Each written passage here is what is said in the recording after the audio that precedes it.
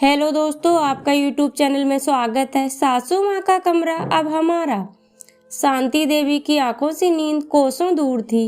नींद आए भी कैसे, उनके हमसफर, उनके पति और इस घर के मालिक राधे श्याम जी इस दुनिया और भरे पूरे परिवार को छोड़कर जा चुके थे।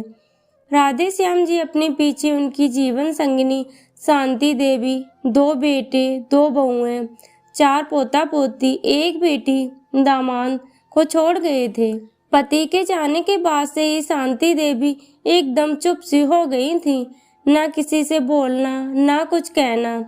शांति देवी ने सोचा नींद नहीं आ रही है, चलो छत पर जाकर ठंडी हवा में टहल कर मन बहला लिया जाए।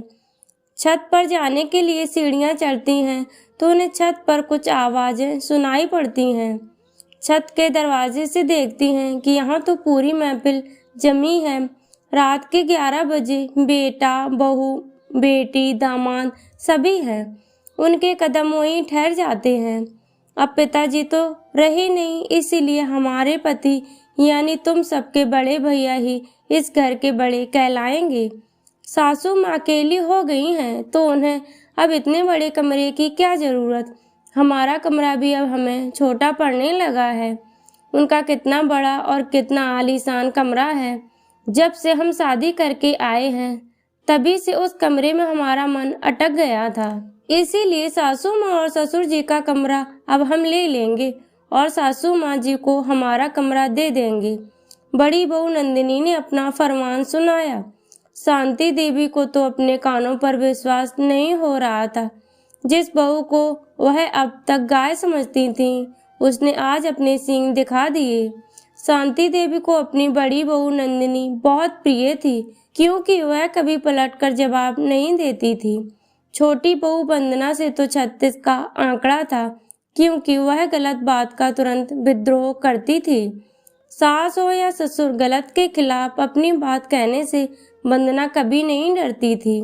बड़ी बहू ने तो अपने दिल की बात कह दी। बेटी भी कहाँ पीछे रहने वाली थी।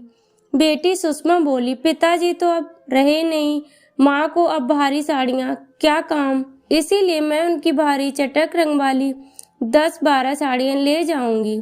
शादी की 30वीं सालगिरह पर पिताजी ने माँ को जो सोने का हार बनवा कर दिया था वह भी हम ले जाऊंगी। अब माँ को इसकी क्या जरूरत। बेटी सी ऐसी उम्मीद शांति देवी को नहीं थी। आज उनके पति को गए 15 दिन भी नहीं हुए थे। घर के बच्चे इतना असंवेदनशील हो गए। बड़े भैया तो कहने भर के बड़े थे, उन्होंने घर के मामलों में पहले कभी ना बोला, ना अब बोल रहे थे। तभी छोटी बहू वंदना विद्रोह आवाज सुनाई दी, बस करो आप सब, ससुर जी चले गए इसका मतलब ये नहीं सासू माँ के होते हुए अब सब अपनी मनमर्जी करेंगे। रही बात कमरे की तो कमरा हमेशा से ससुर जी और सासू माँ का था और रहेगा। ससुर जी नहीं रहे इसका मतलब ये नहीं कि सासू माँ को इस कमरे से अलग कर दें। आज भी सासू माँ इस घर की मालकिन है। कितनी पुरानी यादें जुड़ी होंगी उस कमरे से। रही बात आपके कमरा छोटा होने की तो अब आप अपने बच्चों को सासू माँ के पास भी सुला सकते हैं, जिससे सासू माँ का अकेलापन भी दूर हो जाएगा और बच्चों को उनसे कहानियाँ, लोरी सुनने का मौका भी मिलेगा। वंदना ने बड़ी बहू नंदिनी से कहा, और सुषमा दीदी, आप बेटी होकर अपनी माँ के प्रति इतनी असंवेदनशील कैसे हो सकती हैं? आज के जमाने में आप ऐसी सोच रखती हैं कि पति के गुजर जाने पर पत्नी अपने पसंद के रंग की साड़ी नहीं पहन सकती। ससुर जी सासू माँ को हमेशा चटक रंगों में देखना पसंद करते थे। गहने साड़ियाँ उनके हैं, जिसे चाहे दें पहने, उनकी मर्जी। हमें उनकी इच्छा का मान रखना चाहिए।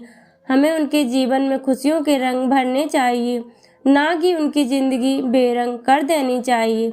छोटी बहू ने कड़े शब्दों में अपनी जेठानी और आनंद की गलत बातों का विरोध किया। शांति देवी के दोनों बेटों ने भी सिर हिलाकर अपनी सहमति दर्शा दी। तभी सासू माँ सबके बीच आती हैं और छोटी बहू वंदना के सिर पर हाथ रखकर वापस अपने कमरे में चली जाती हैं। अपने पति की तस्वीर के सामने खड़ी हो गई, मानो कहना चाहती हूँ कि जिस बहू को मैंने पत्थर समझा वह हीरा निकली। दोस्तों, ऐसी ही कहानियाँ सुनने के लिए चैनल को सब्सक्राइब करें, वीडियो को लाइक करें।